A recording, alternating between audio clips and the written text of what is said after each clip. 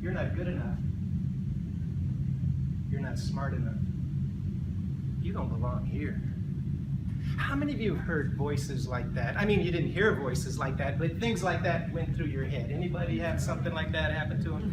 Yeah, we've had all that negative nonsense go through our head, that negative nonsense that holds us back from succeeding, getting our dreams and goals.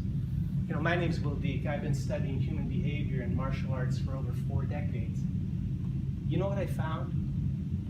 Each and every one of us has that inner critic talking to us, that inner critic telling us that nonsense that we can't do what we think we should be able to do. Do you know what the worst part is? The worst part is it often does this without us even being aware of what it's saying to us. And there's lots of reasons for having a self-critic. I mean, I write about those in some of my books, how our self-critic comes about. You can pick those up on Amazon. How many of you, by the way, like movies? Does anybody here like movies? I like movies. I love movies. And I write about one of those movies in my book, Ordinary People, Extraordinary Life, The Convergence of Mind, Body, and Spirit. I talk about this guy named Eddie the Eagle. Anybody see the movie Eddie the Eagle? Some of you Canadians. And, you know, I'm right with you guys, by the way.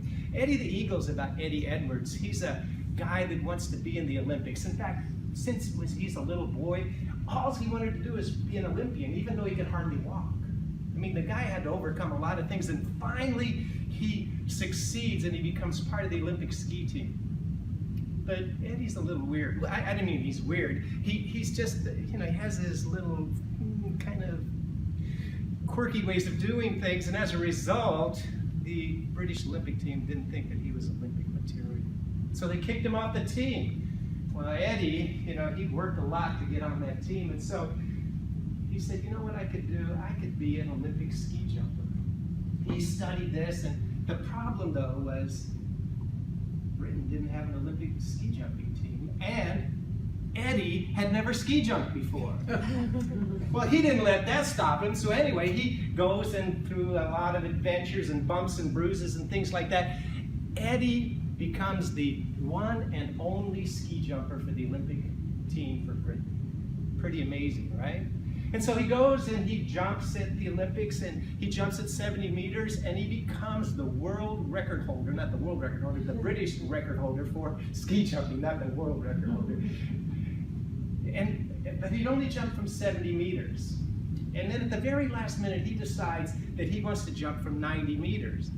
But there's one big problem with this. Eddie never jumped from 90 meters. So not only was this going to be an Olympic first for him, it was going to be a personal first for him. Well, in the movie, he goes up on the elevator and he's rising to the top. It's like a mile in the sky, it seems. I mean, 90 meters high is as long as a football field. I mean, as high as a football field is long.